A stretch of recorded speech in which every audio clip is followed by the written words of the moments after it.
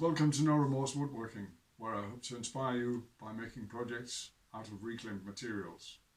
Lately I've been working on a batch of cutting boards and I need to cut juice grooves in all the boards. So I've made a jig for it, and in the words of the Slingshot channel, let me show you its features. Ha ha ha! I'll start by showing you my router with the circular base.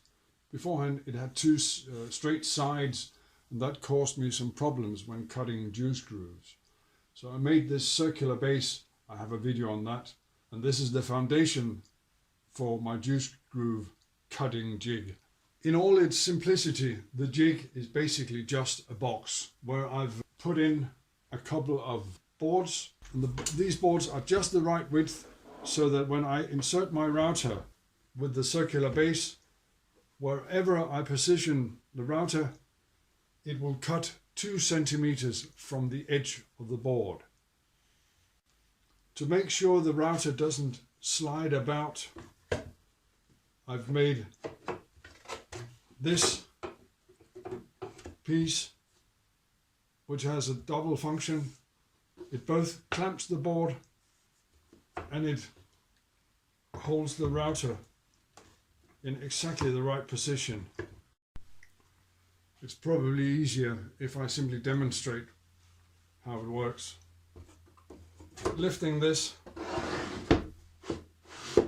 slide the board into the corner, slide this piece across. This also has the correct width, and this acts as a stop so that I don't route past the end of the board. I stop 2 centimeters in. I then lock everything down with this piece using this small speed clamp. Only thing I need now is to clamp, and then I'm ready to cut a groove.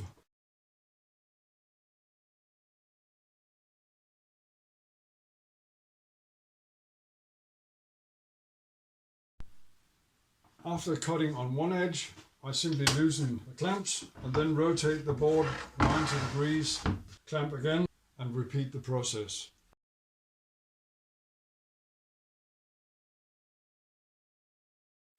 Note the corners, and that's the area where I've had the most problems in the past.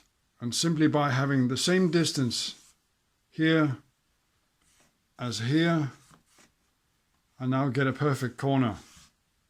I think the only thing I need to improve on this jig is this edge. This edge makes it very hard for me to turn the board.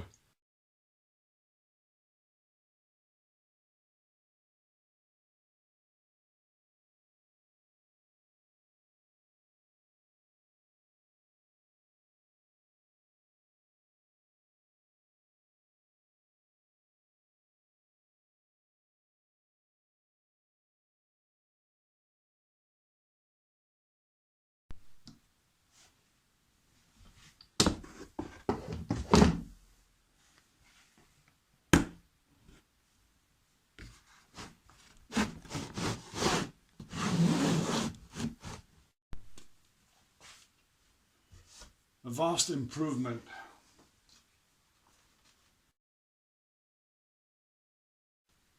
The real advantage of the circular base is that no matter how I orient the router, it will still maintain the same distance from the guiding edges. I think you get the point. I can cut accurate juice grooves in just a few minutes. It will be a lot faster when I don't have to film it. I can now offer all my cutting boards with the juice groove on one side and a flat surface on the other. I've clamped up another board and I've got 4 more to do. And just for fun, I've put my wall clock on my work table. I will then do a frame lapse to see how long it takes to do 5 boards.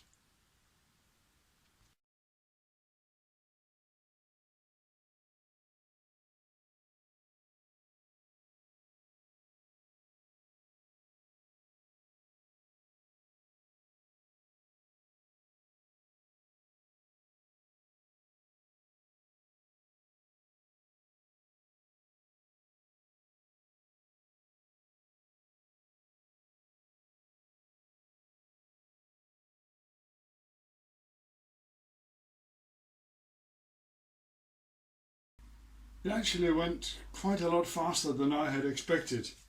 So it only took me about 20 minutes to do 5 boards. Here you can probably see the difference between an end grain cutting board and a long grain cutting board here on the left.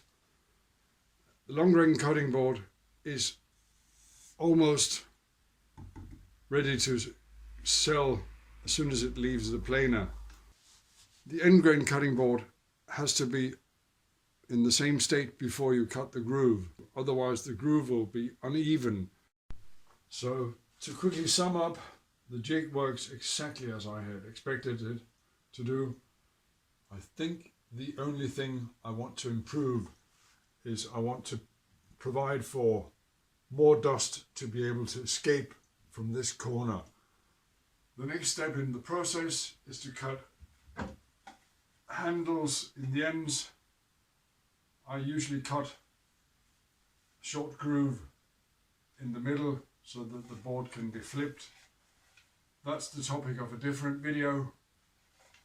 I hope you have enjoyed this video about my juice groove cutting jig.